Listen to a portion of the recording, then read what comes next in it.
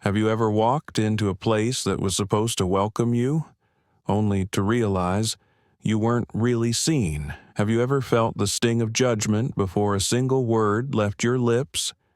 Not because of who you are, but because of what someone thought you were. Now, imagine this. A woman, elegant, calm, confident, steps into a luxury jewelry store she built from nothing.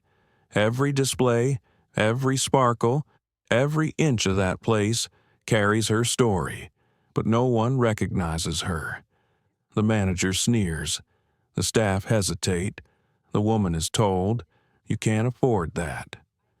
In 5 minutes, the air turns heavy. Choices collide. Should she reveal who she is? Should she fight back, or should she walk away proving them right? If it were you, what would you do? Would you burn with anger or rise with grace? This is not just a story about racism or power. It's about dignity, humanity, and what happens when light meets darkness, not to destroy, but to transform. Because sometimes the most powerful response is calm. And sometimes the people we underestimate are the ones who built the ground we're standing on. Stay with me. You're about to witness how one woman turned humiliation into history and changed her world forever. Don't forget to like, share, and subscribe so you don't miss the stories that remind us what grace truly means. The sound of high heels echoed softly in the brightly lit space. The small bell on the door rang softly as the woman entered, causing all eyes in the store to turn towards her. The soft yellow light from the crystal chandeliers reflected on the polished floor, making each ring and diamond in the glass case sparkle. The scent of expensive perfume, light wood scent, and classical piano melody made the space both luxurious and distant. The woman wore a dark blue tweed coat, a silver bracelet with a faded silver band around her wrist, and her naturally curly hair was tied back in a bun. She did not carry a designer bag, but carried a small, worn leather wallet. Her name was Ava Johnson. Ava stopped at the display counter in the middle of the room, where the Eclipse collection, the rarest jewelry line of the Radiant Grace jewelry brand, was displayed. The stones sparkled like falling moon fragments. The light refracted on her face, making Ava's eyes shine with an indescribable expression, both thoughtful and gentle. But before Ava could say anything, a woman's voice rang out. "Sharp as a small knife, ma'am. This collection is not for preview. Viewing is by appointment only." Ava turned. Standing opposite her was Karen Blake, manager of Radiant Grace's Fifth Avenue flagship store, a blonde, immaculately dressed woman, her face meticulously made up. Karen smiled, but the smile was only on her lips. Her eyes were wary, even contemptuous. Ava tilted her head slightly, her voice calm. "I just wanted to take a look. I hear this collection is special." Karen kept her smile, but her eyes briefly fell to Ava's shoes. Simple, old leather shoes with worn soles.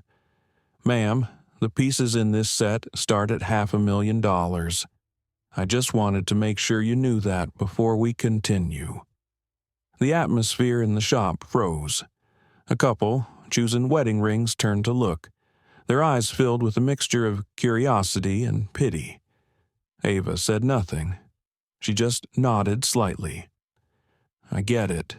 The voice was low, very small, but enough to make Karen pause. There was something about the way Ava spoke, a confidence that was hard to describe, an air that made it impossible to look down on her, even if they wanted to. Karen was confused for a moment, then quickly regained her cool demeanor. She opened her notebook, pretending to look at her appointment schedule. "Sorry, but we're busy today. If you want to see it, Please make an appointment through the website."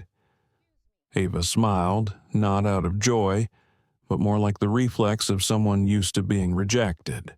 She looked around. Inside, there weren't many customers. 3 other employees stood a few feet away: Luis Ramirez, the young Latino assistant manager; Tina Lee, the young Asian-American saleswoman who was arranging ring boxes; and Henry Cole, the large, calm-eyed security guard. Luis glanced at Ava and then at Karen, his hesitation evident. He started to move forward, but Karen glanced at him, her eyes signaling, "Don't interfere." Ava noticed. She let out a small breath, then said softly, "No problem. I just want to see the center ring, the one with the oval diamond." Karen smiled faintly, arms crossed over her chest. "I'm afraid you don't want to know how much it costs." Ava looked Karen straight in the eyes. "Just show me. I think I can handle it." Ava's words made the store quiet. The music seemed to fade. There was a brief silence, as if everyone was waiting to see what would happen. Karen looked at her for a moment, then angrily pulled out her keys, opened the glass case, and took out the bracelet. Light reflected off Ava's hand as she lightly touched the stone. "It's beautiful," she said, her voice low and even, "but the frame is a little heavy. It might hurt your neck." Karen paused slightly.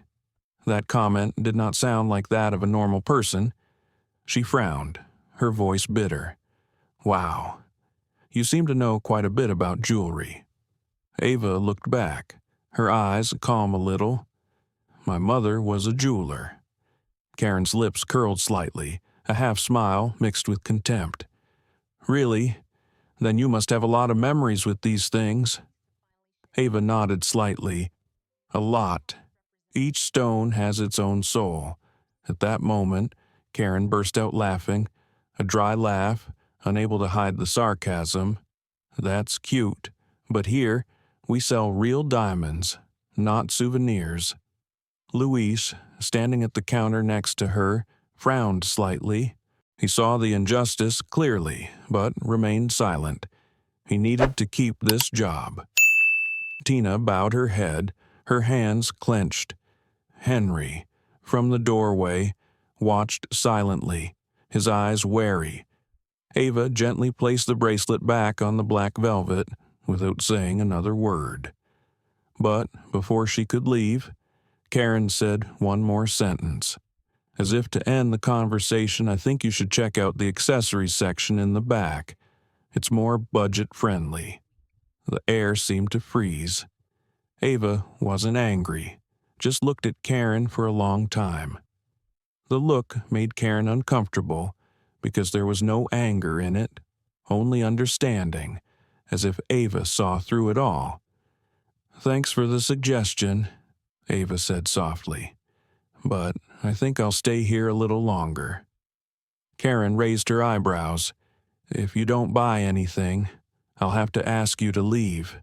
I don't want to make a fuss, but you understand." Those words made several nearby guests glance at each other. A middle-aged woman whispered to her husband, "That's rude." Karen heard, but pretended not to. Ava bowed her head slightly, her hands clasped together. There was something quiet in her eyes. Not anger, but a familiar sadness. In that moment, everything seemed to slow down. The clock on the wall, the sound of customers' shoes, the clinking of glasses, everything seemed to fade away. Then Ava raised her head, looked at Karen, and gave a very slight smile. "Okay, get your manager here. I want to talk." Karen crossed her arms, her voice cold. "I'm the manager, and you're going to have to leave now." Ava smiled again. "That's good." Her voice was low, soft, but there was something about it that Karen found strange, a warning, but also a calmness that was frightening. In the corner of the room, Louise glanced at Tina and whispered, "Something's wrong." And they were right, because 5 minutes later, that woman would change the entire store forever. The woman Karen just looked down on is no stranger to the jewelry world. She is Ava Johnson, founder and CEO of Radiant Grace Jewelry, a brand with more than 50 stores across the United States. But few people know that. Before owning millions of dollars in diamonds, Ava lived in a small wooden house on the outskirts of Charleston, South Carolina. Her childhood was spent listening to the clanging of hammers in her mother's workshop. Her mother, Ava Johnson, was a self-taught jeweler. In a small, 20-foot square room, she worked with an old table lamp, a few pliers, and dozens of cheap stones from the market. Ava would sit by the window, watching her mother painstakingly polish each stone. Each time the light shone through, the stone would sparkle, and her mother would always say the same thing. "You see, my child, true light always comes from within." Ava didn't understand it at the time, but that statement gradually became the guiding principle of her life. At 16, Ava lost her father in a work accident. Her mother supported the family. They were poor, but never lacked self-respect. Every morning, Ava helped her mother polish the jewelry and take it to the market to sell. Many people laughed at her, saying that her jewelry was cheap and worthless. Her mother just smiled and told Ava, "Not everyone can see the true value. But don't let the light inside you fade." That saying followed Ava all the way. In college, she studied jewelry design at a small school in Atlanta. People often looked at her curiously, the only black girl in a class full of wealthy students. She worked the night shift at a coffee shop to pay her tuition, studying while polishing stones in her small rented apartment. On long nights, when the street lights shone through the window, she remembered the light in the stone, the light her mother had spoken of. After graduating, Ava applied for many jobs but was repeatedly rejected. One HR manager once said bluntly, "I don't think our customers will feel comfortable seeing you in the showroom." Ava smiled, thanked him, and quietly left. No anger, no reaction. She just told herself one day, "They will see me standing in that room, but as the owner." 2 years later, she opened her first small store. It was less than 400 square feet, located in an older Atlanta neighborhood. A handwritten wooden sign read "Radiant Grace" on the door, and there were only 3 display cases. The first customer was a middle school girl who bought a small silver bracelet for her mother. Ava wrapped the bracelet as if it were the most precious piece of jewelry in the world. When the girl left, Ava saw her mother in that image, saw a small message of faith being passed on. 10 years have passed. Radiant Grace has grown into a brand that breathes sophistication and kindness. Each of Ava's designs tells a story about people, about strength, about the inner light that no diamond can replace, despite being the CEO of a multi-million-dollar company. Ava still lives simply. She still drives the 2009 Ford Fusion that has been with her through her startup years. She still wears her mother's old silver bracelet every day, like a talisman. In interviews, when asked about the secret to her success, she simply says, "I don't sell jewelry. I sell the belief that everyone deserves to shine." However, success did not stop Ava from worrying. The further she went, the more she saw that society was still full of prejudice. People were judged by their clothes, handbags, or skin color. She had witnessed her customers being treated badly many times just because they did not look like rich people, and she always asked herself if one day I was treated like that, how would I react? The question kept repeating itself in my mind. Ava is the type of person who never forgets her roots. She doesn't flaunt her wealth, and she doesn't like to make a fuss. She believes that true power lies in how you treat others. And, deep down, Ava is still the little girl who used to sit and watch her mother sharpen a stone under the desk lamp, believing in a light that no one can extinguish. That morning, before heading to the Radiant Grace store on Fifth Avenue, Ava woke up earlier than usual. The late winter air in New York was chilly, with thin clouds hanging over the skyscrapers. She stood in front of the mirror, adjusting her hair and putting on a silver bracelet. When she looked at herself in the mirror, she saw that her face had a few wrinkles at the corners of her eyes, but her gaze was still deep and peaceful. She hadn't told anyone about her trip, no assistant, no bodyguard, no branch office. She just wanted to walk in as a regular customer, to see how people would treat someone who didn't look rich. On her way to the store, she stopped at the familiar little coffee shop. The clerk there knew her simply as Ava, the woman who likes black coffee and croissants. She sat by the window, watching the people pass by, and thought of her mother. If she were still alive, she would be proud. But she would also remind her of the same old thing. Don't let your light dim. When the clock struck 9:30, Ava put down her coffee, put on her coat, and drove to Fifth Avenue. That posh street was lined with luxury stores where people judged each other by the price of what they held in their hands. Radiant Grace, the flagship store, stood tall among the big names like Tiffany and Cartier. Ava stopped at the corner, got out, and took a deep breath. No one knew who she was, and that was exactly what she wanted. She wanted the truth, not the fake good morning. Ms. Johnson. As she pushed open the glass door and entered, the bell rang softly. The light reflected off the floor, the smell of perfume, the soft piano music. It was like another world. And then, in that world, after only a few minutes, the truth about how people treated a person who did not look rich began to emerge, clearer than ever. That morning, New York woke up in a thin layer of fog like a breath.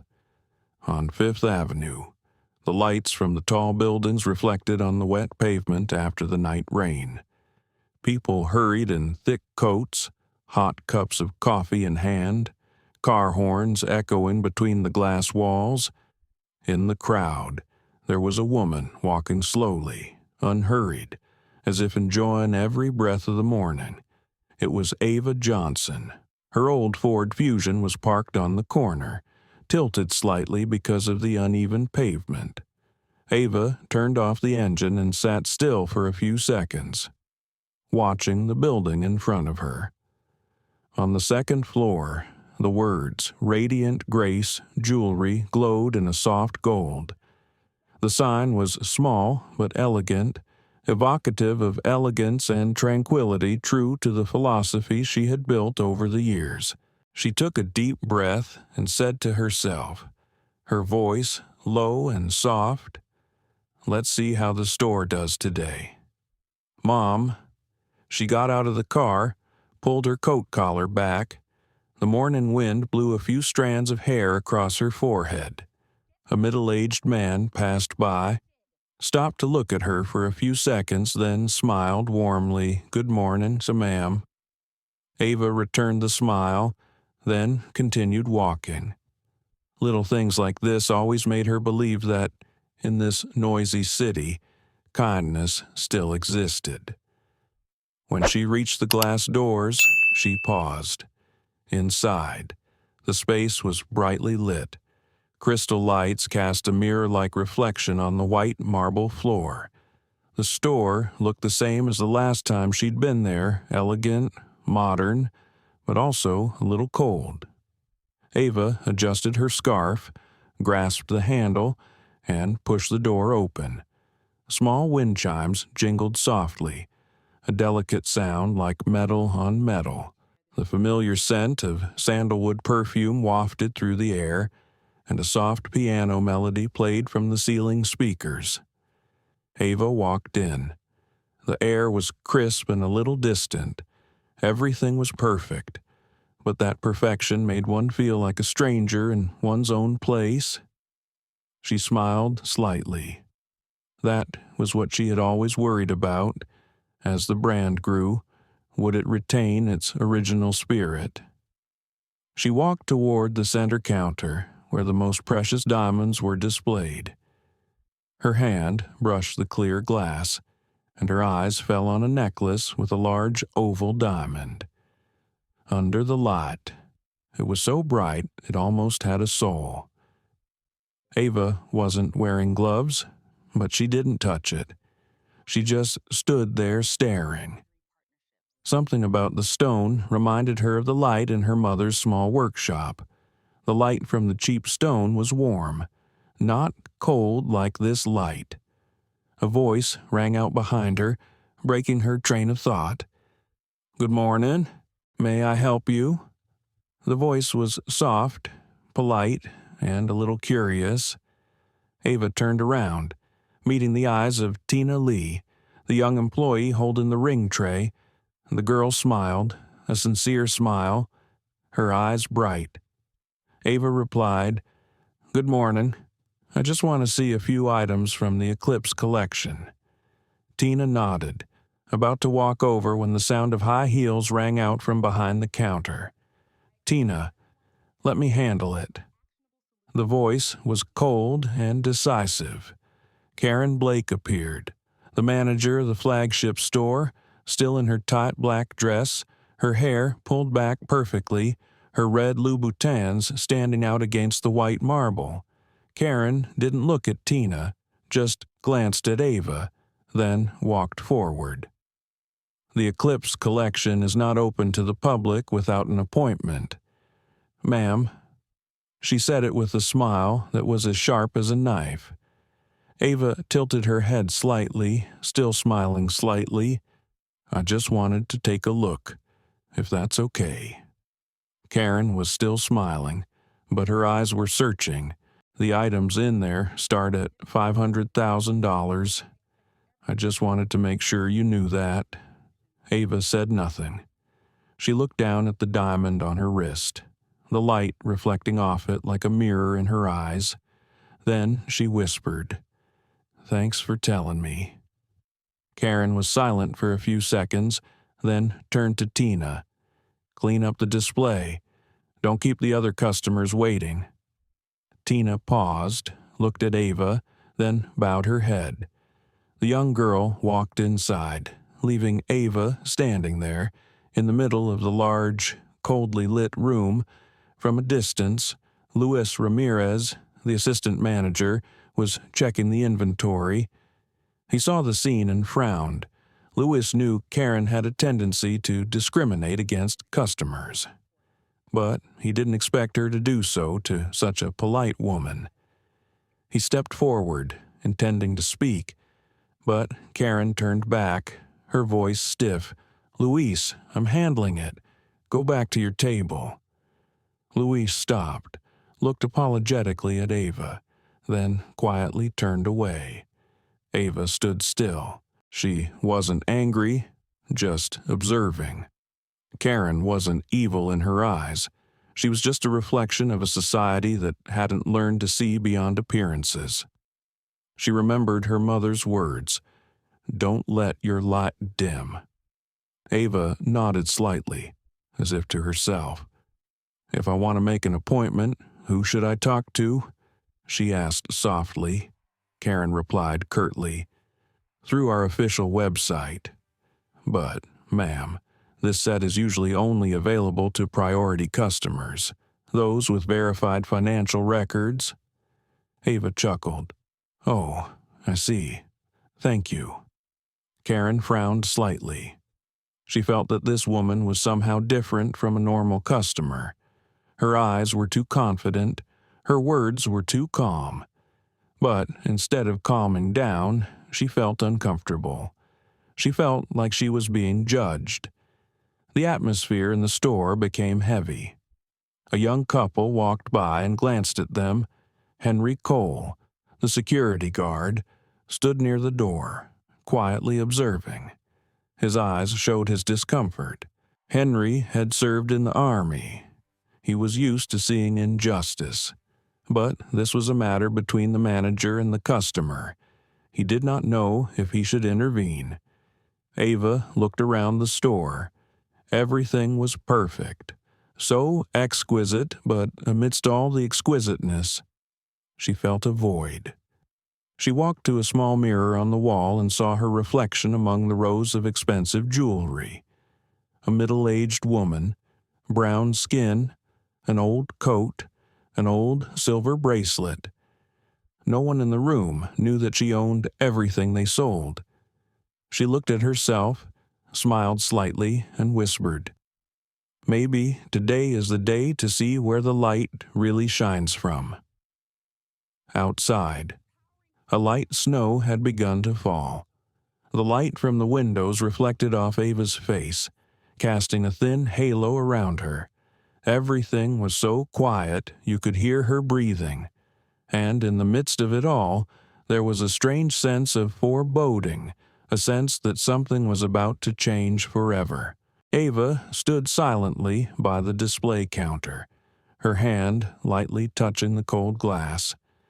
Everything in the store continued as usual, but she alone felt the change in the atmosphere, not the music or the lighting, but the chill in the way people treated each other.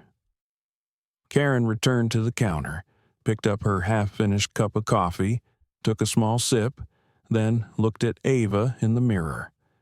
It was not the look of a saleswoman serving a customer, but of someone assessing, classifying. Ava knew that look. She had seen it hundreds of times in her life, the look of people who thought they knew her only by the shirt she wore, or the car she drove. A guest walked in. The doorbell rang clearly. It was a middle-aged man wearing an expensive suit, accompanied by his wife. Karen's attitude immediately changed. She put down her coffee cup, her smile so natural that no one would have guessed that just a few seconds ago. Her face was still as cold as ice.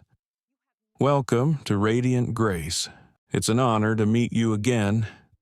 Her voice was sweet, soft as honey. Ava watched the scene, saying nothing. She stepped back, out of the way. The couple approached, smiling warmly. They were regulars, surely treated like royalty. Karen led them to the adjacent display, unlocked the glass case, and gently lifted each bracelet, each ring. This one just arrived last week, a diamond from South Africa, cushion cut, extremely rare. She spoke with false pride, as if she had chosen each stone herself. Ava turned back to the collection before her. The light reflected off her wrist, where her mother's old silver bracelet glinted. A heaviness settled in her stomach, not because she was offended, but because she knew this was not just her story. How many people had been treated like this, looked down on simply because they lacked the appearance of wealth? How many people had lost their kindness for the sake of money? Luis, standing near the cashier, saw Ava's eyes and approached her. He said softly, "Ma'am, do you want me to help you?" Ava smiled, her voice warm. "Thank you. I'm just looking." Luis nodded, but before he could say anything more, Karen turned around and interrupted. "Luis, my customer doesn't need any further assistance. Please check this morning's order again." Her stiff words made the atmosphere in the store heavier. Luis pursed his lips, nodded, and turned away. but his eyes were still filled with concern as he passed by Ava. Ava turned to Karen, her voice calm. "I think you misunderstand. He just wants to help." Karen didn't answer, just shrugged. "We have our procedures, ma'am." Then she turned away, continuing to smile at the wealthy couple. The contrast made the atmosphere tense. A few of the other guests began to notice. They looked at Ava, then at Karen, and there was unease in their eyes. Because the truth sometimes doesn't need to be said. It's felt. Ava wanted to walk away, but part of her said no. Today was not the day to be silent. She had come here to see the truth. And now she saw it clearly. Karen turned back to the table and saw Ava still standing there. She raised her eyebrows and lowered her voice. "Are you still here? I thought I made it clear. If you're not buying anything, please give the space to other customers." Ava looked her straight in the eyes, her voice soft but clear. "I did nothing wrong, and I'm not done browsing." Karen smiled faintly. "You have no appointment, no proof of finances, and you don't look like our client. I'm just following the rules." Rules Ava repeated, her voice still low, but something in her eyes made Karen take an involuntary step back. "Is your rule to judge people by their appearance?" The atmosphere in the store seemed to freeze. Luis raised his head. Tina stopped in the middle of the aisle. Henry approached from the door. The couple next to them stopped looking at the goods, their eyes filled with surprise. Karen took a few seconds to regain her composure. "That's not what I meant. Ava interrupted. "It's okay. You don't need to explain. I'm just asking. Is this how Radiant Grace treats customers?" Karen didn't know how to respond. From the counter. Tina spoke softly, her voice trembling. "Ma'am, if you want, I can bring you another sample." Karen turned around. "Tina, don't interfere. Do whatever I tell you to do." Her voice was as sharp as a whip. Ava took a deep breath, trying to calm herself. She felt a pang in her chest, a mixture of pain and sadness. She wasn't angry at Karen. She just felt sorry for people who believed that pride was strength. Ava whispered, barely loud enough for Karen to hear. "You don't know who you're talking to." Karen laughed, a sarcastic smile. "Oh, so who are you, a celebrity? A rich auditionee? We get clients like you all the time." Ava was silent. In her eyes, silence was not weakness, but power. Karen spoke again, her voice rising. "If you don't leave, I'll have to call security." Everyone looked at them. Henry stepped forward, his voice soft but firm. "Miss Blake, I see no reason to ask the guest to leave. She did nothing wrong." Karen glared. "You cannot disobey my orders." "Henry." The air was tense.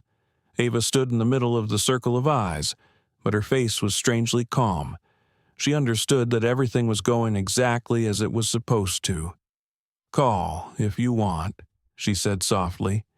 "I need to talk to your superiors, too." Karen raised her eyebrows. "I am the superior here." Ava looked straight. "That's good. I will call someone higher up."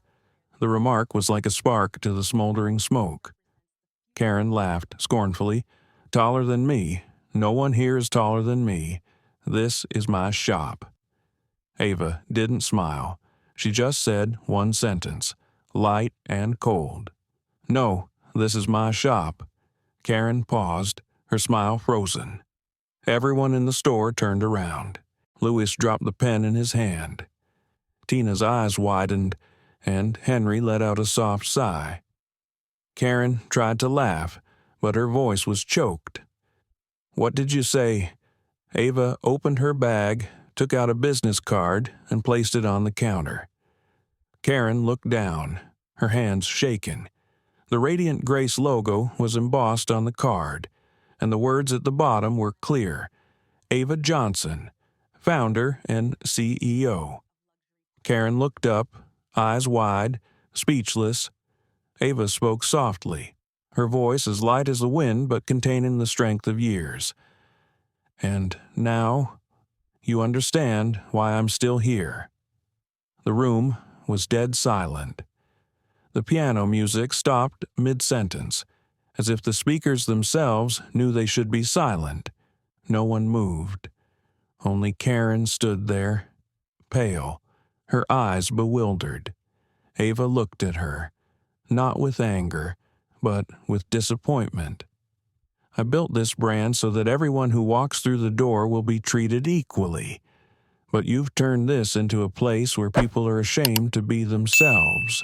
Karen opened her mouth to speak, but no words came out. Ava continued, Call HR right now. I want an emergency meeting. Karen stepped back, her lips trembling. Luis stepped forward, placing a gentle hand on Ava's shoulder, his voice low. Miss Johnson, I don't know. Ava nodded. I know, Luis, and I will remember who kept quiet, who tried. No one breathed.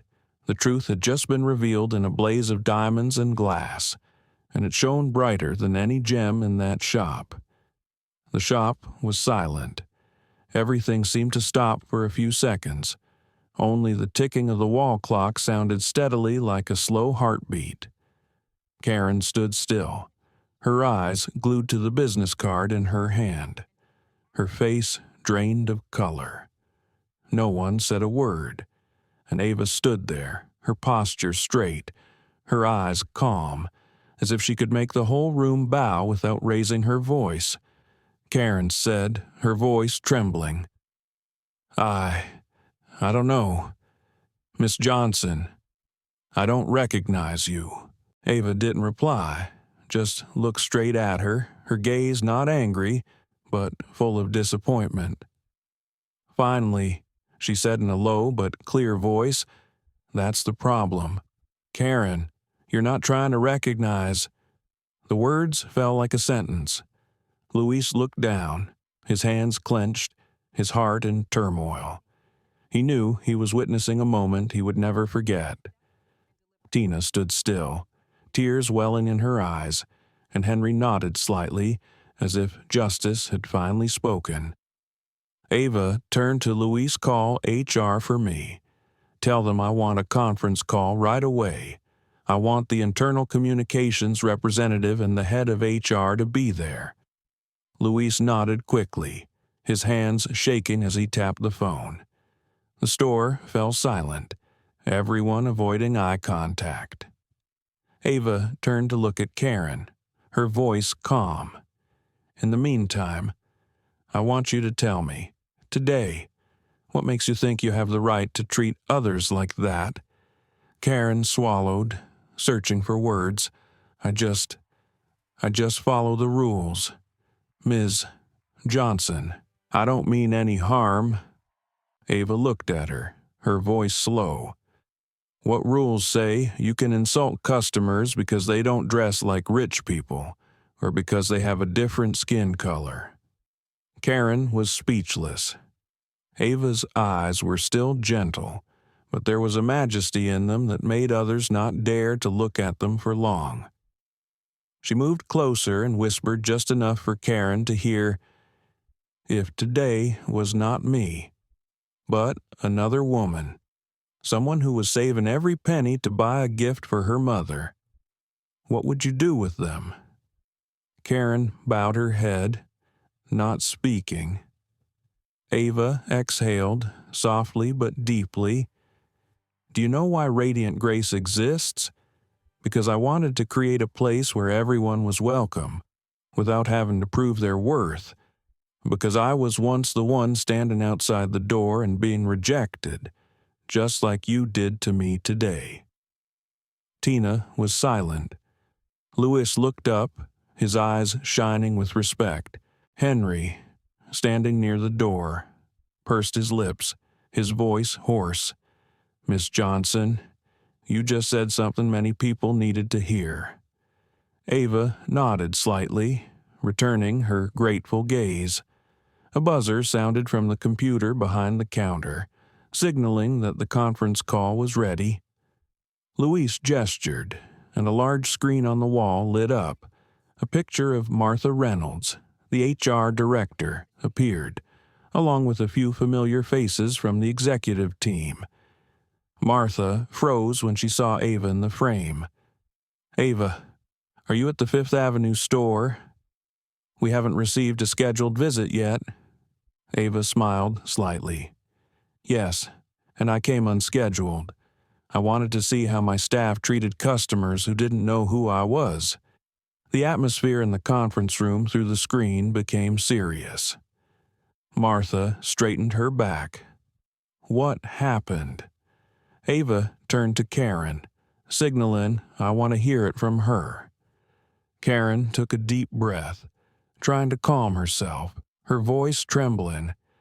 "I didn't recognize Miss Johnson. I thought she was a regular guest," and Ava interrupted, her voice still soft. "No, you don't think I'm a regular guest. You think I don't deserve to be here. There's a difference, Karen." Karen lowered her eyes and pursed her lips. Ava turned to the screen. "I want everyone in the company to hear this. We have rules to protect the brand, but those rules should never be used as an excuse to trample on others." Luis looked around and saw a few customers standing still, listening. An older woman nodded slightly, her eyes filled with admiration. Tina wiped away tears, and Henry straightened, as if he had just witnessed something so rare and right. Ava continued, her voice low but powerful. "Karen, I've read the sales reports and customer feedback. This store used to be the pride of the brand, but I think I've lost its soul. And today, you made me realize that more clearly than ever." Karen burst into tears, her voice breaking. "I'm sorry. I'm really sorry. I didn't mean to. I just thought I was protecting the company's image." Ava looked at her, her eyes softening. "I know you didn't mean to do anything wrong, but the thing is, sometimes we hurt people while we think we're right, and by the time we realize it, it's too late." Martha spoke through the screen. "Ava, how do you want me to handle this situation?" Ava looked at Karen, then replied, "Follow the procedure, but I want her to have a chance to understand why this is important." Karen looked up, tears rolling down her face. "Ms. Johnson, I'm asking for a chance to make things right." Ava shook her head slightly. "The opportunity is not lost. It's just transferred to someone who can appreciate it." She turned to Luis. "Mr. Ramirez, you will temporarily take over as manager. I want this store to be restored to the values I set." Luis was stunned. "Johnson, I don't think Ava smiled. "I think you're good enough."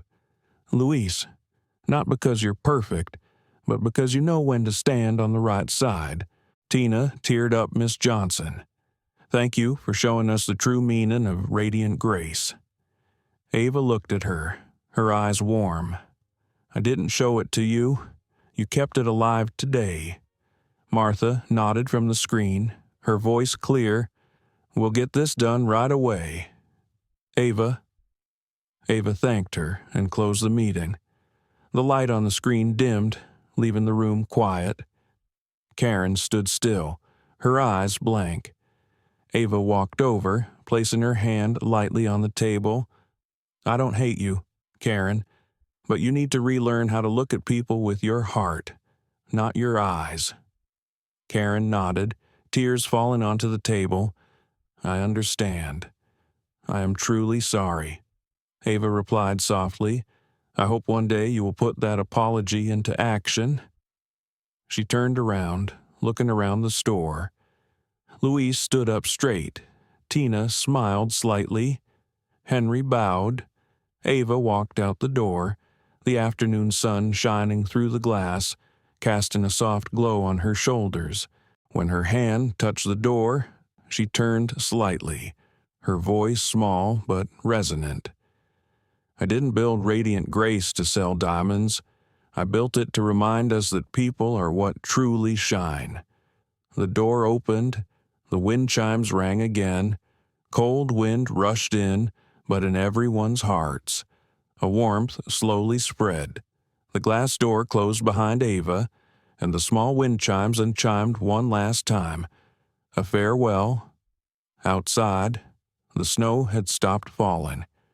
The remaining flakes glittered on Fifth Avenue like broken crystal in the midday sun. The wind was still cold, but inside Ava, everything was strangely quiet. She walked slowly along the sidewalk, her shoes making a faint sound on the wet stone. The city was still bustling, cars still passing, people still bustling, but inside her was a deep silence. Behind her, the Radiant Grace store still stood there, peaceful as if nothing had happened. But Ava knew that what had just happened was not just an argument, but an awakening, not just for Karen, but for everyone present that day. She believed that sometimes people were not changed by great lessons, but by a moment that made them look back at themselves. Ava stopped at the corner, next to the small cafe she had visited that morning. She walked in and sat down in the same spot by the window. The staff recognized her, smiled, and brought her a cup of black coffee and a hot croissant. "Long day?" Ava the waiter asked cheerfully. Ava chuckled. "Yeah, longer than I thought." Little did the young man know that the woman sitting across from him had just changed the fate of a store, and perhaps the lives of several others. She looked out, where people were still hurrying back and forth. Some were in a hurry, some were quiet, each with a story the world didn't bother asking. Ava took a deep breath, sipping her coffee. The bitter taste spread on her tongue, hot and strong.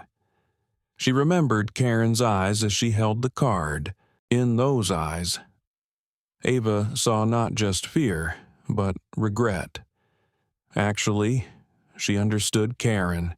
She understood how people could be so easily caught up in the false glamour of this world that they forgot basic kindness. Ava didn't hate her. She was just sad because she knew that it was society, its rules and pressures, that had made Karen like this. The door to the bar opened, and a familiar voice called out, "Miss Johnson." Ava turned to see Luis Ramirez enter. He was holding a thick coat, his breath still misty. "I'm sorry if I'm bothering you. I just wanted to make sure you were okay." Ava smiled softly, motioning for him to sit. "I'm fine.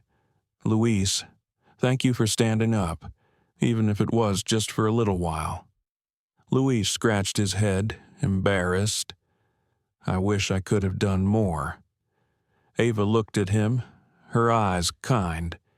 "You've done enough. Not everyone can say the right thing in public. I've been the silent one, and I know how it feels." They sat for a while without saying anything. The sunlight streamed through the window, falling on the wooden table, creating long streaks of light. Finally, Luis spoke. "Miss Johnson, are you tired having to deal with things like this?" Even as a leader, Ava smiled softly, a gentle but deep smile. "Yes, I am tired, but I cannot stop. Because if I do, someone else will be treated like I am today, without having the chance to speak up, and I cannot let that happen in the place I created." Luis looked at her, nodded, his eyes filled with respect.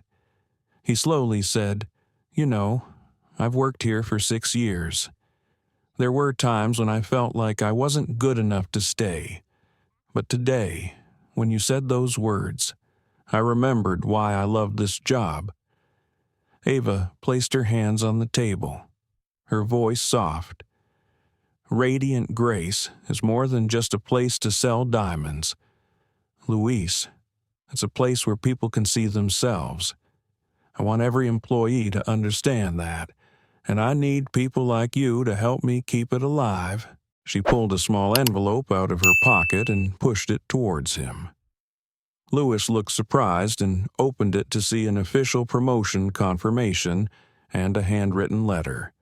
Ava said slowly, "You will be the new leader of the Fifth Avenue branch. Not because you are perfect, but because you dare to learn from the mistakes of others." Luis could not contain his emotions. His eyes were moist. "Miss Johnson, I don't know what to say other than thank you." Ava smiled. "Let's thank you with actions. Make this a store where anyone who walks in is welcomed like family." Luis nodded vigorously, as if it were a promise. He left the bar with a determined look on his face. As the door closed behind him, Ava watched, a rare sense of peace rising in her heart. She believed that sometimes just one person daring to do the right thing could change the whole group. The afternoon slowly came. The sunset colored the glass buildings gold, casting long shadows on the street. Ava sat there, watching the crowd thin out until the sky was a pale orange. She took out her phone and opened her inbox. There were hundreds of messages from employees everywhere, thanks, apologies, promises to change. She read each line, a small smile on her lips. Something in her heart felt light, like a new chapter was opening. Before leaving the restaurant, Ava wrote a few words on a napkin and left it on the table. No one needs glitter to be respected. Respect is the true light. She placed the tip beside her and walked out. Night fell, and the city was aglow with lights. Ava drove slowly through familiar streets. She turned on the radio, an old song playing, a deep voice telling of faith and kindness. When the car stopped at a red light, she looked across the street to see a young couple holding hands and laughing. The yellow light from the street lights illuminated their faces, and Ava felt her heart warm.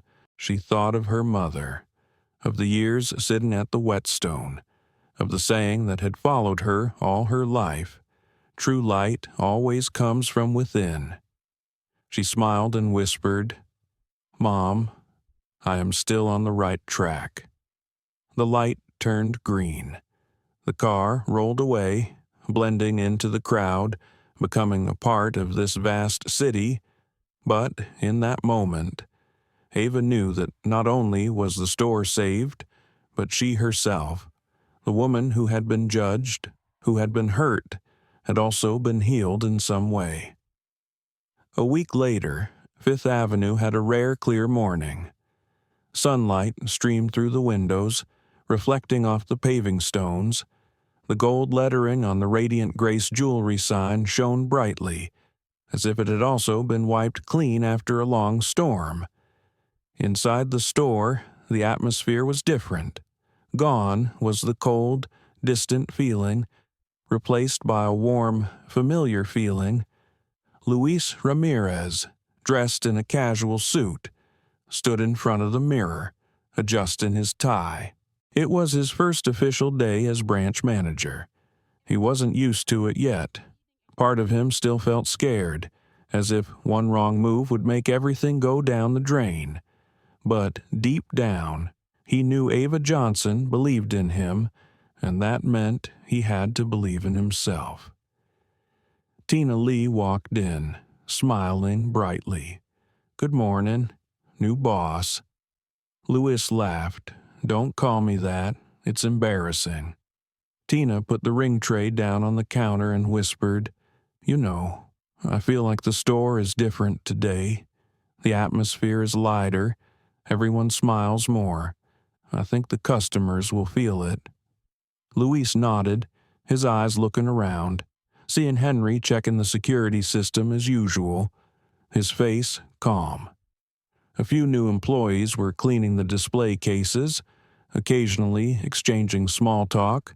No one talked about it, but everyone knew things had changed. Karen Blake left the company that day.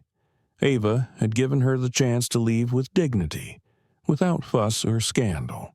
A week later, Karen emailed the entire staff an apology. The letter was short, but sincere.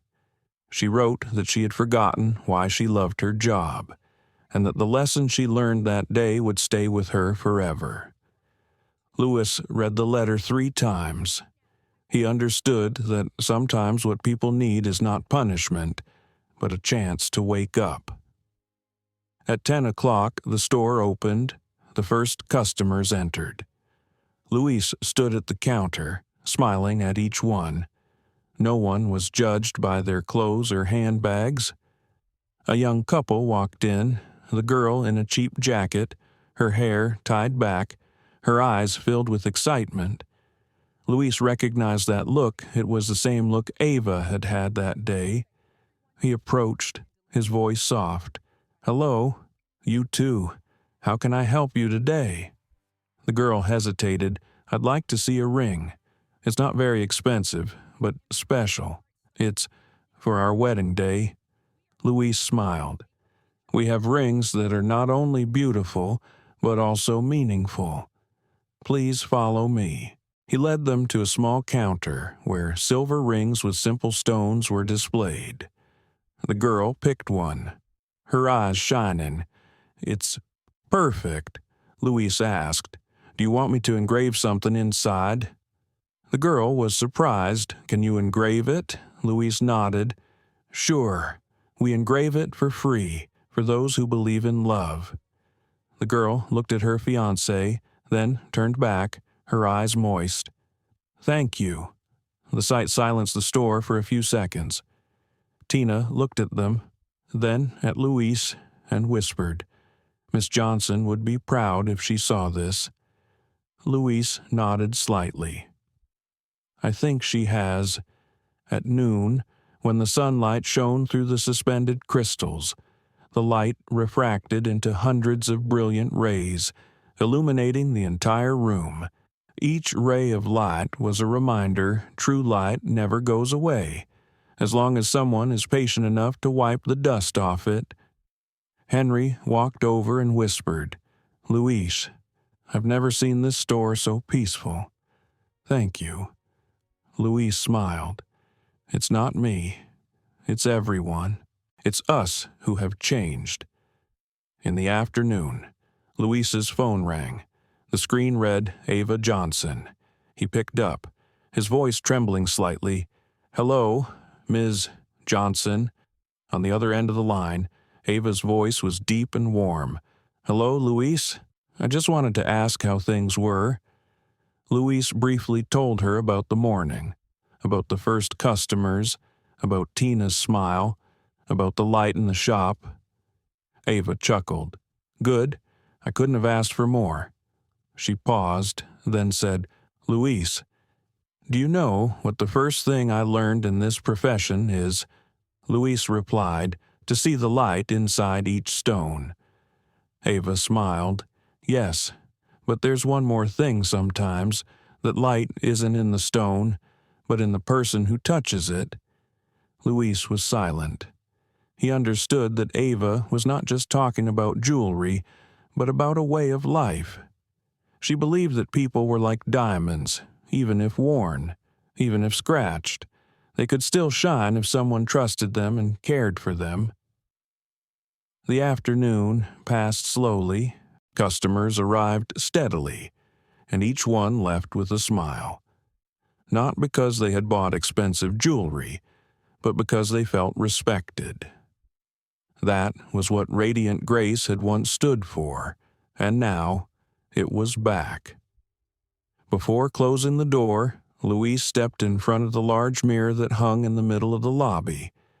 He looked at his reflection, then at the logo above. He remembered Ava's words as she left the store. I didn't build Radiant Grace to sell diamonds. I built it to remind people that they deserve to shine. Luis said quietly to himself, I'll keep that light on. Ms. Johnson, outside. It was getting dark. The store lights cast a warm glow on the street, standing out against the glittering signs. People passing by stopped to look, then smiled. The light was warmer, more real, and touched the heart. That night, when Ava received an email from Luis with a photo of the new store, she stared at it for a long time. Under the yellow light, people were smiling, customers were choosing rings, and the Radiant Grace logo was glowing in the background. Ava put down her phone, leaned back in her chair, her eyes slightly closed. She saw her mother in her memory, sitting at the whetstone table, the light shining on her gentle face. Her mother's voice echoed like the wind. True light always comes from within. Ava smiled. Yes, Mom, and I think I'm finally letting others see it. Outside. New York sparkled at night, the lights from the stores reflecting off the sky, and amid the thousands of lights, Radiant Grace Fifth Avenue shone brighter than ever, not just because of diamonds, but because of renewed kindness. On Monday morning, as the early morning sun streamed in through the glass windows of her 28th floor office, Ava Johnson was already sitting at her desk. She wore a white blouse with rolled-up sleeves, and on the table was a steaming cup of herbal tea. Radiant Grace Tower was unusually quiet, except for the distant sounds of the city. She flipped through the latest reports from the Fifth Avenue branch, smiling slightly. Sales were up, customer feedback was positive, and most of all, people talked more about how they were treated than the jewelry they bought. That was what Ava wanted to hear. The office door opened slightly, and the assistant's voice rang out, Miss Johnson, there's someone here to see you. She says, Karen Blake. Ava paused, her eyes lingering on the paper in her hand. The name reminded her of that stormy morning at the store. After a few seconds of silence, Ava said softly, Please invite her in. The door opened, and Karen walked in. She no longer looked as haughty as before. Her hair was tied back, her face was bare, her eyes were a little tired. She carried a small envelope and an old box of papers. Thank you for giving me the chance to talk. Ava nodded, gesturing to the chair opposite. Please sit. It was so quiet between them that you could hear the wind whistling through the glass. Karen put the box on the table, her voice choked up. I don't expect forgiveness. I just want to return this. She opened the box, and inside was a Radiant Grace employee card, an old business card, and a small notebook. Ava looked at the card, her eyes softening. I've kept it ever since. Karen continued, not to remember my mistakes, but to remind myself never to forget how I hurt others. Ava listened in silence. Karen looked up, her voice slow. I lost a lot after that day. My job, my reputation, and my self-confidence. But then something strange happened. I started volunteering at a skills training center for women of color. I met people who had suffered discrimination and rejection like you did that day. They made me understand what it was like to be looked at with contempt. And, they helped me learn to look at others with compassion again. Ava was speechless. She had not expected Karen to go through such a journey. Karen continued, her voice sincere, I did not come here to ask for a job again. I came to thank you. Because if you had not been straightforward that day, I would have lived forever as a person who thought I was right. Ava looked straight at her, her voice warm. Karen, Sometimes falling is the only way we learn to stand up properly." She paused, her eyes deepening.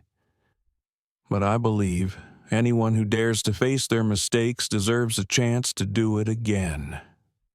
Karen bowed her head, her eyes brimming with tears. "I don't know what else to say other than thank you." Ava smiled. She took a piece of paper from her drawer and placed it in front of Karen. "Actually, I have a new idea. Radiant Grace is working with an organization that provides ethics training to retailers. I want to start a sharing program called Seeing the Real Value. I need someone with real-life experience to talk about mistakes and how to overcome them. Would you like to do it with me?" Karen was stunned, her eyes wide. "You want me to join?" Ava nodded, her voice soft but firm. No one speaks about change better than someone who has experienced change. A silence fell over the room. The light coming through the window reflected on Karen's face. She couldn't say anything, just nodded, tears falling softly. "I will, Miss Johnson. I want to do it." Ava stood up, walked over, and put her hand on her shoulder. "Welcome back, Karen, not as a manager, but as someone who can help others understand what you learned." They stood there for a moment, in silence. Outside, the sunlight reflected off the building and onto the street, creating shimmering patches of light. Ava felt a sense of relief, as if a part of the story had ended and a new chapter was beginning, not of revenge, but of forgiveness. A few weeks later, the Seeing the Real Value program was held at a small convention center in Manhattan. The auditorium was packed with people, salespeople, store managers, fashion students. On stage, Karen stepped out, microphone in hand. She wore a simple cream-colored dress, her hair tied back, a gentle smile. She began to tell her own story, from the day she was accepted into Radiant Grace, to the moment she lost everything, and finally her journey to finding herself again. Her voice did not tremble, nor did she make excuses. Only sincerity silenced the entire audience. When she got to the part about Ava calling the board of directors that day, many people bowed their heads, emotions surging. Karen ended by saying, "I used to think that light was in diamonds, but now I understand. True light is in a heart that changes." The entire audience stood up and applauded, the applause lasting for a long time. Ava sat in the front row, smiling proudly. She knew she had done the right thing, because sometimes forgiveness not only saves others, but also heals you. After the workshop, Karen approached Ava and whispered, "Thank you for believing that I could be a better person." Ava responded with a smile. "No one is perfect, Karen. We just need to have the courage not to repeat the same mistakes." As Karen left, Ava stopped and watched. The late afternoon sunlight poured through the large windows, illuminating Karen's hair, making it glow. A simple image, but meaningful. The light no longer came from outside, but from within. That evening, Ava returned to her apartment. She made a cup of tea and sat by the window, watching the city glow. On the table was an old photo of her mother, the woman who had taught her that kindness doesn't weaken you. It strengthens you. Ava smiled and said softly, "I think Mom would be proud." She looked out into the distance, where the buildings lit up like thousands of jewels against the night sky. Each light was a story, a person, a chance for change. Ava knew Radiant Grace's journey wasn't over. But today, she had witnessed something more precious than any diamond, the awakening of a soul. 2 months after the Seeing the True Value seminar, Ava Johnson walked down the upper corridor of Radiant Grace Tower one bright blue morning. a cup of coffee in hand, a strange feeling in her heart. Since the event, things had changed faster than she could have imagined. Thousands of people watched the video recording of her sharing with Karen, and in just 3 days, it became one of the most viral content on social media. Not because of the shocking title, but because of the real message about humility, about mistakes, and how people can start over. The major newspapers carried the article From Fall to Enlightenment, Radiant Grace, and the Journey to Redefine Respect. Ava read each line and still felt strange because she had not intended it to become a movement. But sometimes, when you say something from the heart, the world listens. That morning, she met with the media team. The room was bright, new posters hung on the walls. One showed Karen speaking on stage, with the words, "Every mistake can be a mirror if we dare to look." Ava looked at the picture and her heart warmed. "The world needs more mirrors like this," she said. The communications director, a young woman named Leah Morgan, presented the report. Ms. Johnson, since the seminar. Radiant Grace's training program has increased by 38%. More than 200 partner stores want to take the ethics training you initiated. Ava smiled. Good, but make sure they're not just in it for the image. I want them to really change the way they see customers. Leah nodded, her eyes filled with admiration. She whispered, "You know, I cried that day when I watched the video. I used to work as a waitress in a fashion store. I know what it feels like to be judged just because of my appearance. Thank you for speaking for so many people." Ava gently touched her shoulder, her voice gentle. "Leah, don't thank me. You're the one who understands true value. You've lived through it." That afternoon, Ava drove to the Fifth Avenue store. She wanted to see for herself the changes she had only heard about.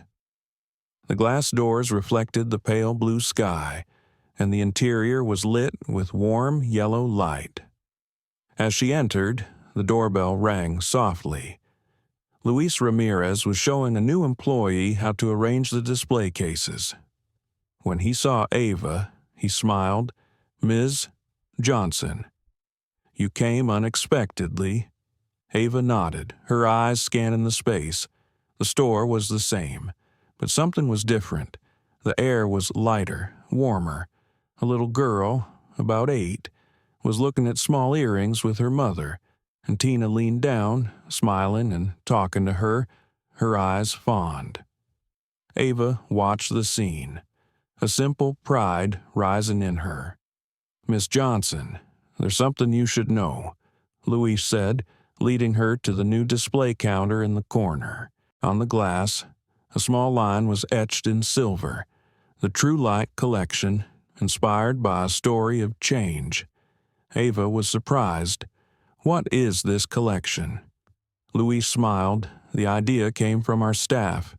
Each piece of jewelry is named after a value: compassion, dignity, forgiveness, courage. We donate a portion of the proceeds to support the women's training centers that you and Karen work with." Ava looked at the words, then at the small, sparkling stones. They weren't diamonds, just white crystals, but their light was strangely pure. She touched a bracelet that read Grace. A cool sensation spread through her fingers, like a reminder. "It's beautiful," she said softly, "not just because of the design, but because of the meaning." The afternoon passed in the pale yellow sunlight. Ava chatted with the guests, shook hands with the staff, and asked each person how they were. In the corner of the room, Henry was still standing guard, his face calm, his eyes gentle. When she passed, he bowed and said softly, "Thank you, Miss Johnson. You have brought this place back to life." She stopped, looked at him, and smiled softly. "Now, Henry, you brought it back, before leaving.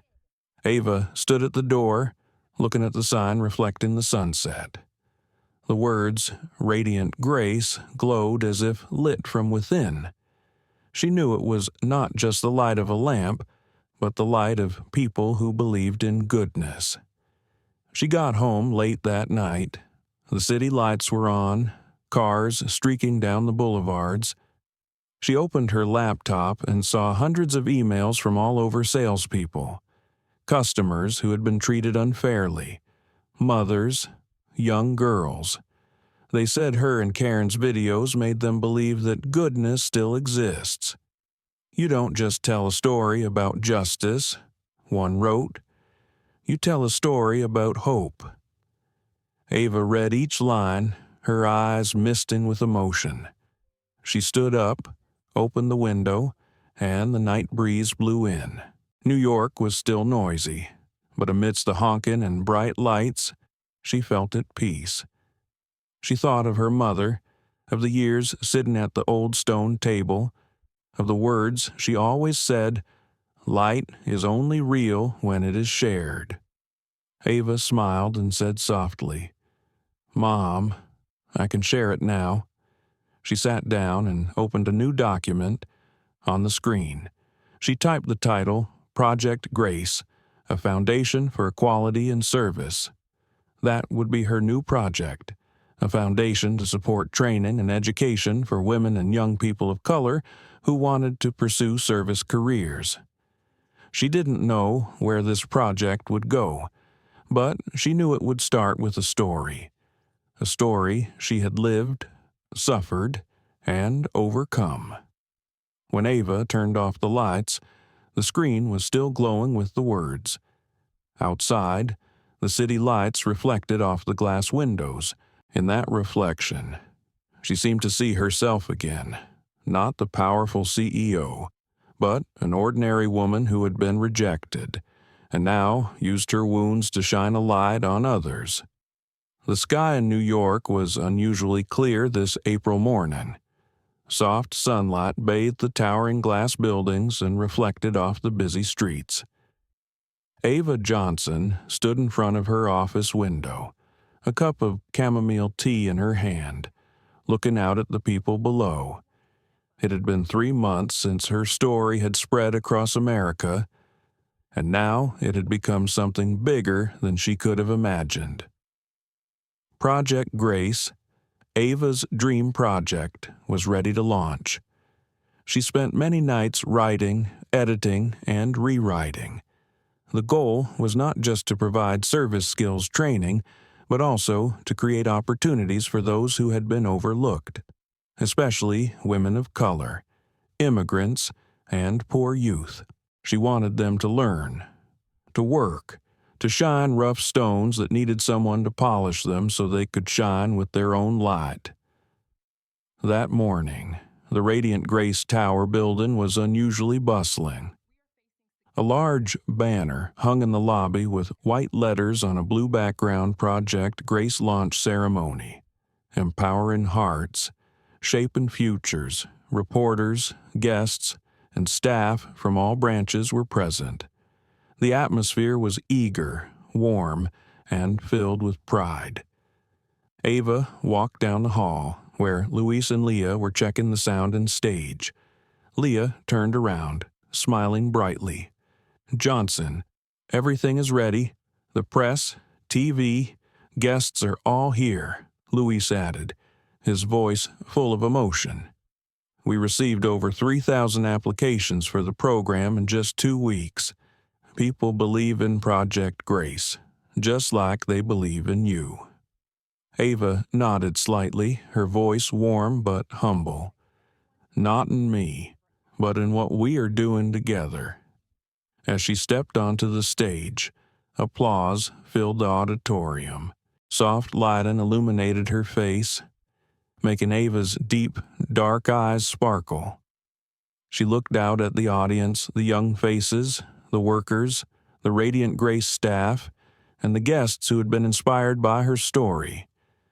Ava spoke, her voice soft but clear. "A few months ago, I was rejected in my own store. That day, I faced not only discrimination, but also my own fear. Fear that the light I believed in was gone, but I was wrong. That light was only obscured. And today, we are here to rekindle it together. A long round of applause followed. Ava continued. Project Grace was born from a single belief: every human being has value. No matter who you are, where you come from, your skin color, your background, or your circumstances, you deserve to be seen, respected, and shine. We will not only teach you skills, but also how to see people with your heart. She paused, her eyes fixed on Karen Blake sitting in the front row. Karen looked at her, her eyes sparkling with emotion. Ava smiled and continued. I want to thank the person who made me realize this more deeply than ever before, Karen Blake. Her story has become proof that change is real, that people can be reborn from their own mistakes. Karen stood up to thunderous applause and bowed to the audience. Her face was red, but her smile was bright and humble. The ceremony continued with Karen sharing. She recounted her journey after that fateful day, how she learned to face herself, and how she decided to dedicate the rest of her life to helping others. I am no longer a sales manager, she said. I am a storyteller, telling people that sometimes a fall is the beginning of a light. There was silence for a few seconds, then the whole room stood up and applauded. Ava looked around, saw teary eyes, warm smiles. She felt the energy spreading, like waves, like light touching each person. That afternoon, after the ceremony ended, Ava left the hall and went out onto the balcony. The city below was bright with sunlight, each building lit up as if reflecting the light from within her. Leah walked out, holding her phone. Miss Johnson, the news about Project Grace is spreading all over the internet. Thousands of positive comments. People call you the woman who turned pain into purpose. Ava chuckled softly, her eyes distant. I don't want them to call me that. I just want them to believe that anyone can do it. Anyone can turn something hurt into something better. Luis also came out carrying 2 glasses of orange juice. He handed one to Ava and said, Miss Johnson, I think your mother would be proud. Ava smiled slightly, looking up at the blue sky. I believe so. She always believed that true light never dies. It just waits to be shared. The wind blew a few sheets of paper across the table, one of which was a long plan with the words at the top, Project Grace, Phase 2, National Outreach Program. Ava picked up the paper, looked at the words, and a clear feeling arose in her heart. This was just the beginning. That evening, she returned to her small apartment. The city lights reflected through the windows, casting a warm glow on her face. She turned on her computer and looked at the list of those selected for the first training course. They came from all over: Texas, Chicago, Atlanta, Los Angeles. Each name had a story, a small light waiting to be lit.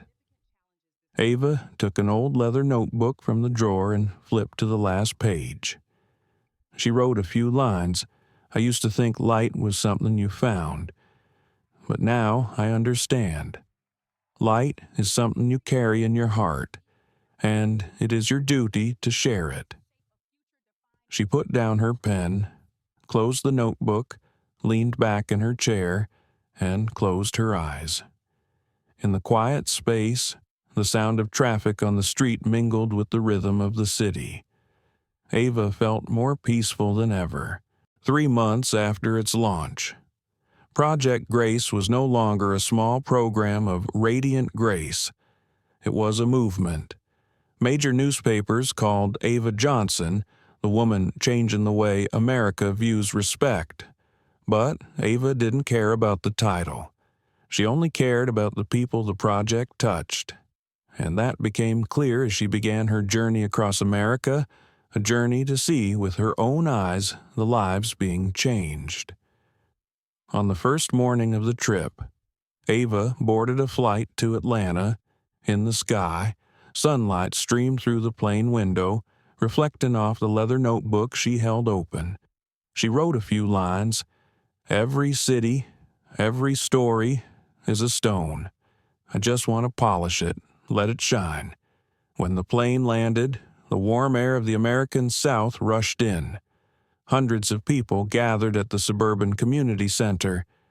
They had come to see Ava, not because she was a CEO, but because her story had made them believe that change was real. A middle-aged woman stepped forward and took Ava's hand.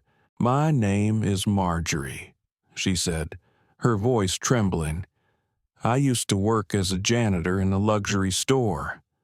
I was fired for talking to customers like I was my friend. After reading your story, I applied to Project Grace's training. Now I'm a full-time salesperson.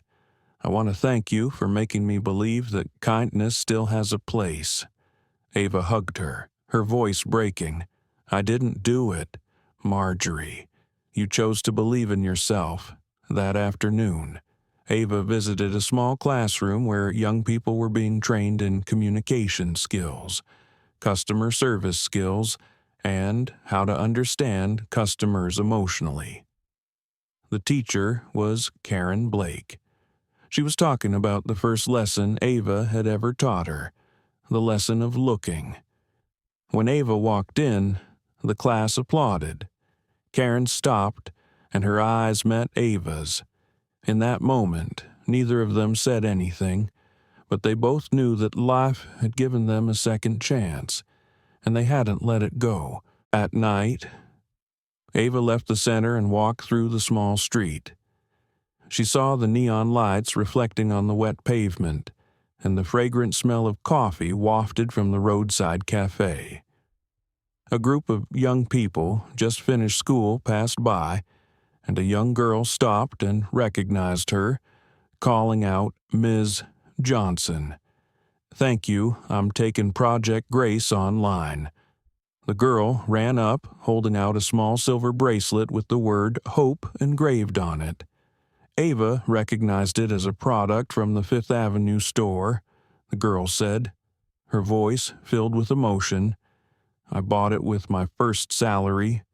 I wear it to remind myself that anyone can start over."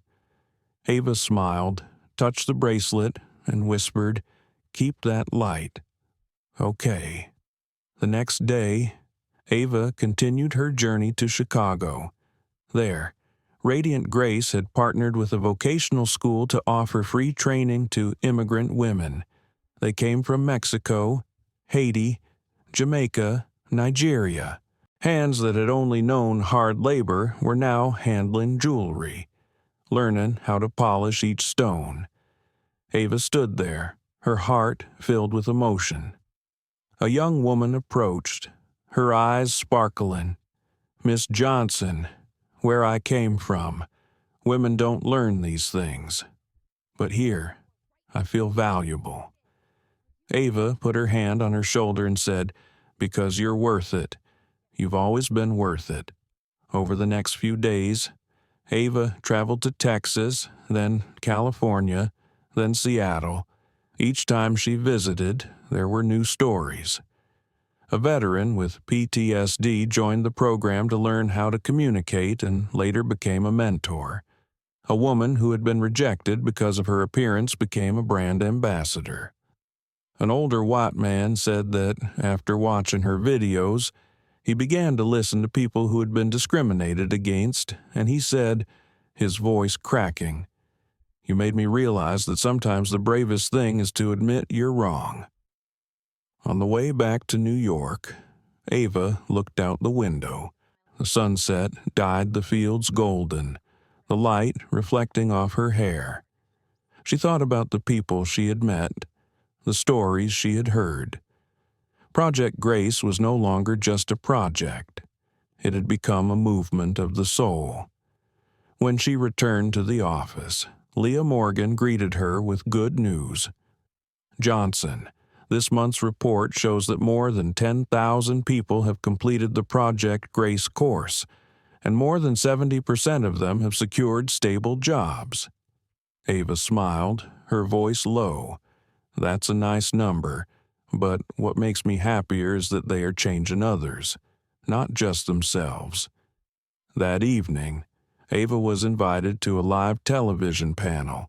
The host asked her, "Ms. Johnson, what made you start Project Grace?" Ava looked straight into the camera, her voice slow. "I was rejected in my own store, but if that day had not happened, I probably would have never understood so deeply what it means to be seen, to be respected. I didn't start Project Grace to tell the story of pain. I did it to remind that pain can be a seed of good." The studio fell silent, then erupted in applause.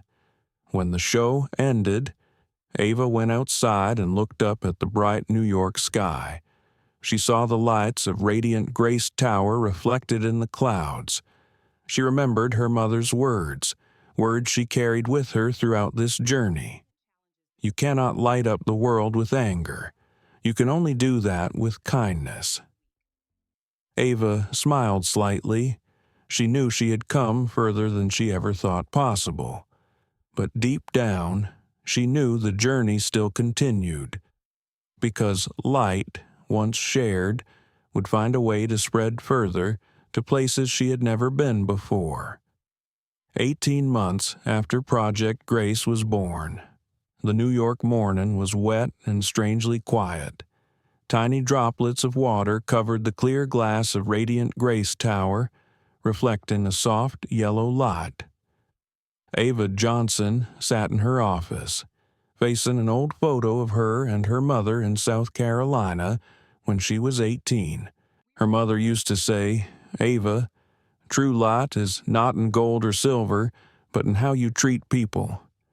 Today, looking at that photo, Ava felt as if her mother were smiling with her. Outside, Leah Morgan entered, a file in hand. "Miss Johnson," she said, "I have news from the Fifth Avenue store. They just finished renovating the main showroom to your design, and they want you to come to the grand reopening this afternoon." Ava nodded, setting her coffee down on the table. Time to go back to where it all began. That afternoon, the sky gradually cleared. The late sunlight shone on Fifth Avenue, making the windows glow like gold. Ava stepped out of the car, wearing a simple charcoal dress, holding a folded umbrella. She stood for a moment in front of the store that had been the scene of the moment that changed her life forever. The door opened, and the familiar bell rang. The space inside was still luxurious, but the light was somehow warmer. Luis Ramirez was waiting at the counter and saw her and walked over. "Miss Johnson, it's an honor to have you here." Ava smiled. "I just wanted to see if the store really understood the word grace." Luis replied, "You should feel it for yourself." She walked down the main hallway. The photos on the walls had been replaced with portraits of employees from all over, each with a small inscription that read, "Every face tells a story." In the middle of the hall was a new display case, the Aurora collection that had once been on display. Now it had a different name, the Grace Collection. A small silver plaque read, "Dedicated to those who believe in light, even in the darkest moments." Ava stood still for a long moment. Luis said softly, "This collection is made from stones crafted by Project Grace students. We don't sell them for their material value, but to remind everyone that they can shine, if given the chance." Ava smiled, her voice almost breathy. "That's the light I've been looking for." A group of young employees approached, including Tina Lee. the girl who had bent down to help the young customer in the previous part. "Miss Johnson, I want to thank you," Tina said. "I used to think this job was just about selling, but now I understand. It's about making someone happy." Ava looked at her eyes gentle. "If you understand that, you're a leader." She continued walking, stopping at the counter where Henry, the old guard, still stood. His hair was grayer, but his eyes were still bright and calm. "Henry," Ava said, "are you still here?" He smiled. "I'm fine. Miss Johnson, I wanted to stay to make sure everyone remembers that day and the lesson." Ava nodded, squeezing his hand. Then she saw Karen Blake walk in. She was no longer the trembling woman she had been, but a confident speaker. "Ava," Karen said, her voice soft and warm, "I heard they were reopening the store, so I wanted to come and see." Ava looked at her eyes gentle. "I'm glad you came. This place was where we both lost something. Now, maybe we can find it again." The two stood side by side, looking through the glass window that reflected the late afternoon light. Karen said softly, "Back then, I didn't understand how blind pride could be. But now, I'm grateful you didn't respond to me with anger." Ava replied, her voice low. "If I had, I would have let you turn me into someone I didn't want to be."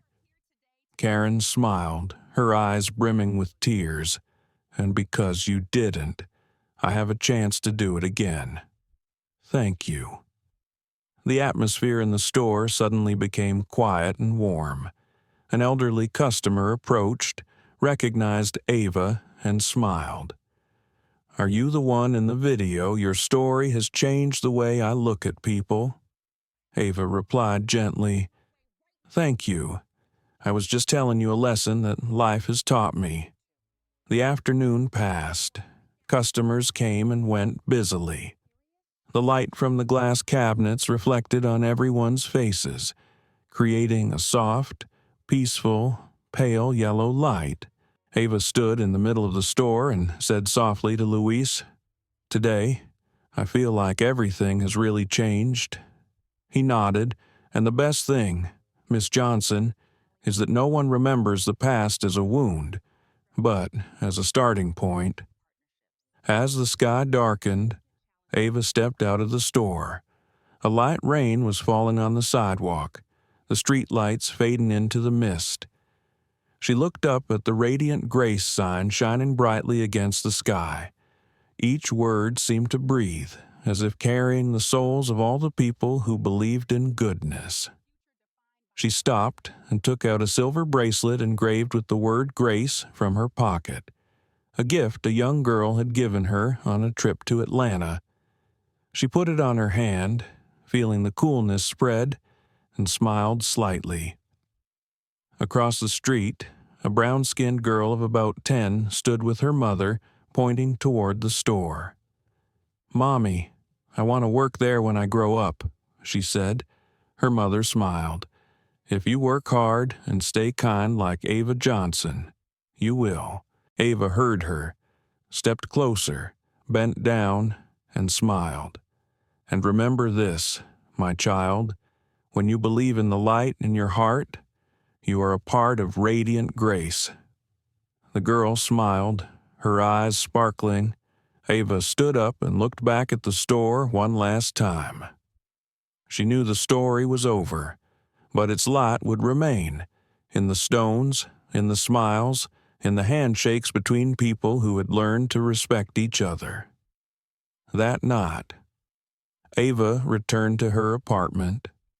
She opened the window and looked out at the city covered in a light rain, the lights reflecting off the buildings like thousands of diamonds. She took out her leather notebook and wrote the last lines, "No gem shines by itself. Its light is the reflection of the hands that patiently polished it, of the kindness that forgave it, and of the belief that one can be better than one was yesterday."